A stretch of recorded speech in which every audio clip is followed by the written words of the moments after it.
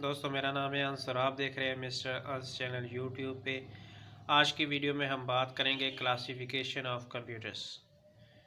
तो अगर बात करें क्लासिफिकेशन की तो कितनी क्लासेस में हमने कंप्यूटर को अरेंज किया हुआ है, मैनेज किया हुआ है। तो जब हमने टेक्नोलॉजी का इस्तेमाल किया कंप्यूटर्स में, तो उन टेक्नोलॉजीज़ में हमारे पास vacuum tubes, transistor, micro processor, integrated circuits मौजूद थे और साथ में आर्टिफिशियल इंटेलिजेंस। जब हमने ये सारी टेक्नोलॉजीज़ कंप्यूटर में इस्तेमाल कर ली, तो जो कंप्यूटर हमने बनाए हैं उनकी शेप में फ़र्क है, उनकी बनावट में फ़र्क है, उनकी स्पीड में फ़र्क है और उनकी कीमतों में फ़र्क है, यानी कि उनकी प्राइसेस में फ़र्क है। तो जब हम उसको इन क्लासेस में चेंज करेंगे तो उनको उनके साइज़ की वजह से उनकी क्लास बनाएंगे, उनकी कॉस्ट की वजह से बनाएंगे या उनकी एबिलिटी की वजह से बनाएंगे। Computers are classified on the basis of size. उनके साइज़ की वजह से उनकी क्लास बनी है, उनकी स्पीड की वजह से, उनकी प्रोसेसिंग की वजह से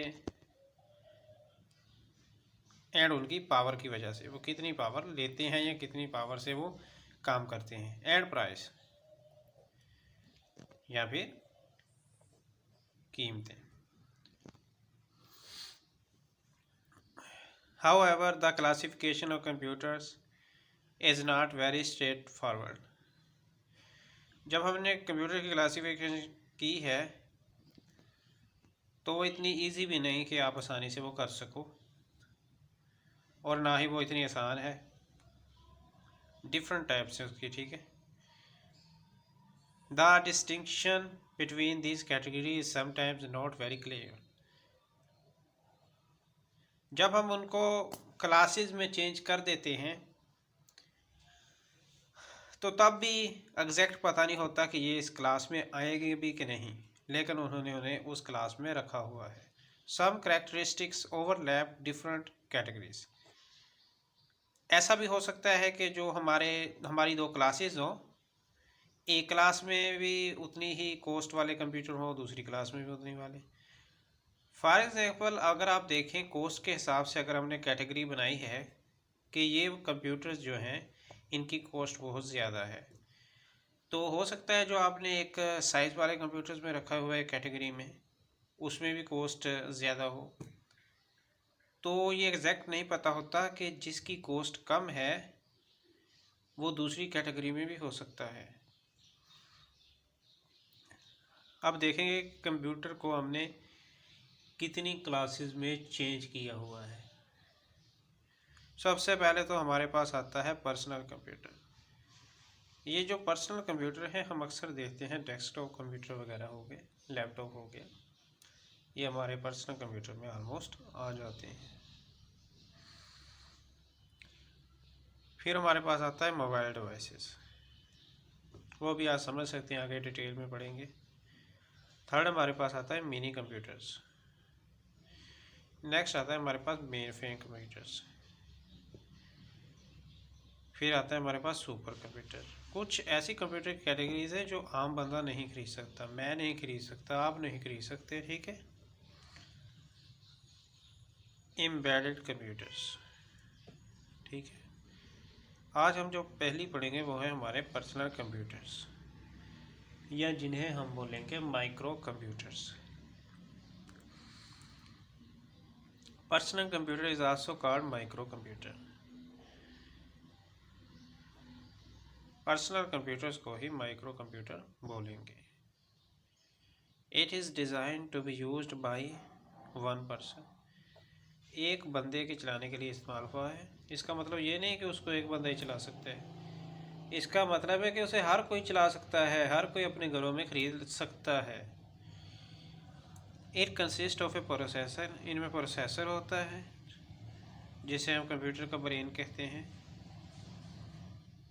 इनमें हमारे पास मेमोरी होती है जिसमें हमने डाटा सेव करना है, या फिर एक या एक से ज़्यादा इनपुट या आउटपुट की डिवाइसेस होती हैं, ठीक हो गया। और स्टोरेज डिवाइसेस होती हैं। एक्चुअली स्टोरेज डिवाइसेस और मेमोरी में पता है क्या चीज़ कॉमन है? मेमोरी जो है ये स्पीड के लिहाज से काम करती है। इसने डाटा को टेम्परेरी सेव करना है। जब भी आप एक गेम चलाते हो तो वो मेमोरी ही उसको रन करेगी, मेमोरी में ही डाटा सेव होगा। लेकिन जब आपने कंप्यूटर बंद कर देना है तो वो इस मेमोरी से डाटा ज़ाया हो जाएगा। इसलिए आपने उस गेम को सेव कहाँ करना है? स्टोरेज डिवाइसेस में। जब स्टोरेज डिवाइसेस में आप गेम सेव कर लोगे तो आप किसी वक्त गेम चलाओगे तो मेमोरी की वजह से उसकी स्पीड पे फ़र्क पड़ेगा। मेमोरी जितनी अच्छी होगी उतना ही अच्छे से वो गेम चलेगा, या फिर कोई भी आप काम कर रहे हो, ठीक है। It also often contain a communication device. Communication device भी हो सकती है, इंटरनेट वगैरह। Personal computer available in different size. इनका साइज भी डिफरेंट है, शेप भी डिफरेंट है, ठीक है। They are widely used by individual and business. Individual और बिजनेस के तौर पे ये इस्तेमाल हो रहे हैं। The price of personal computer is from several hundreds to several $1000। महंगे भी होते हैं, सस्ते भी होते हैं। Most commonly used personal computer are PC and Apple. PC and its compatible computer use Windows. आम जो हम इस्तेमाल करते हैं घरों में सॉन्ग सुनने के लिए, फिल्म्स देखने के लिए, ठीक है।